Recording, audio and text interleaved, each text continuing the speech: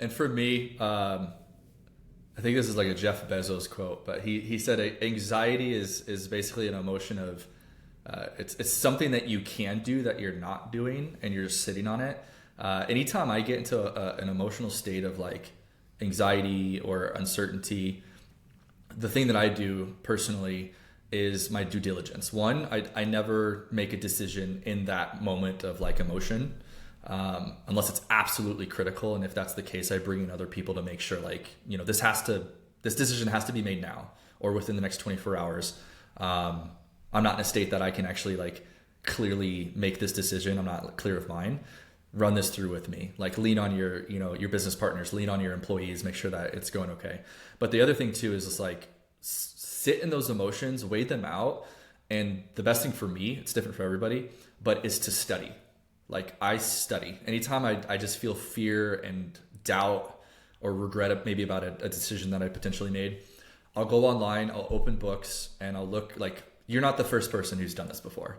And I constantly have to remind myself of that. And like preparation is key to reduce like the risk of you making an emotional decision. And the only way that you can really prepare is to study. So go online. Obviously don't go to like really weird websites or, go to trustworthy sources, and the best trustworthy sources are your network, people who have done this before, reaching out to other franchisees, reaching out to business people, your friends and family.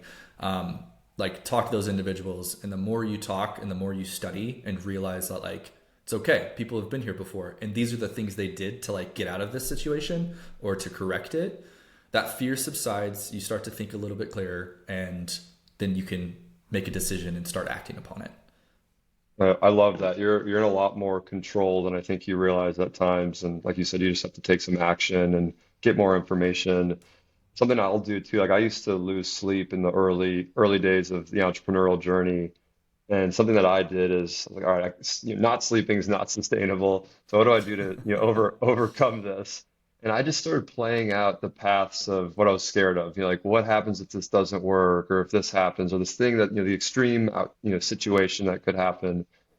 And even at the end of that path, I was like, this isn't, my life's not over. No one's dying. No one's, sick. No, I've learned a ton, and I maybe, you know, have to pivot or adapt or maybe lost some money in the process, but it's not, nothing that's going to completely ruin, my life or anyone else's. And that just gave me a sense of comfort too. And then to your point, on the positive end, hey, I'm in control. I actually can go learn these things, reach out to other, peers, do the work, get educated, and, drastically change the likelihood that this is successful or not is on to Yeah. me. And that gave me a lot of comfort too. So I like that. Shifting gears quick to like, what is the day to day like for you now? I mean, walk us through that. Like what, now that the business is up and running, what does the typical day, or week look like for you and your wife? Yeah, for us specifically, because I could talk about other ADs and it's very different for everybody, even in the Kidstrong space.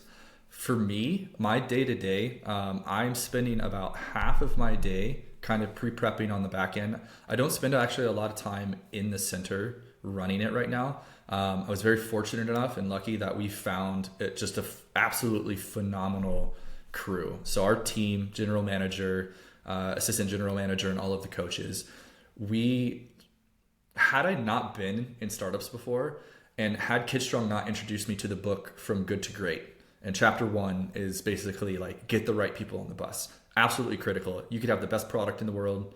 You could have the best process. It doesn't really matter. Like if you don't hire the right people, it's simply not going to work.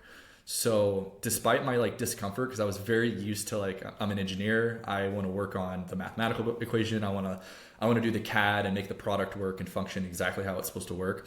And there's not a lot of like emotion behind that. There's not a lot of soft skills. I was very uncomfortable even coming into this still prior to doing management and engineering and working with teams like that.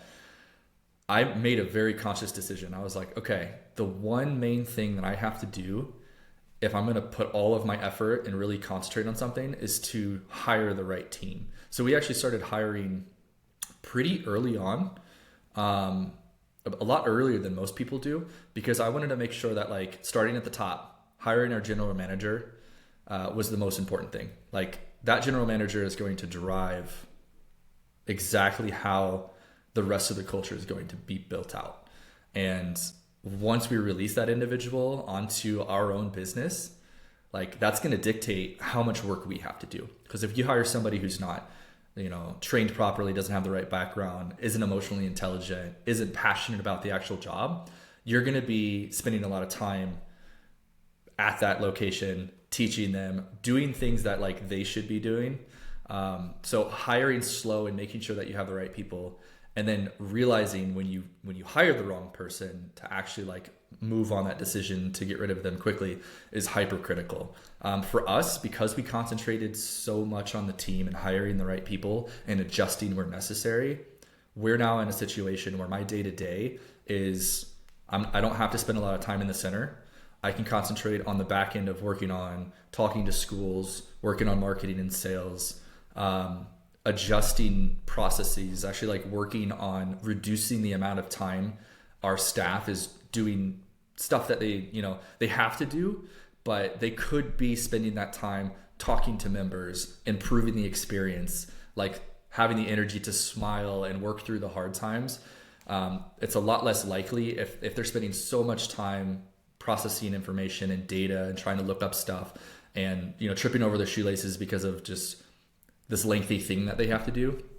I work on removing that for them.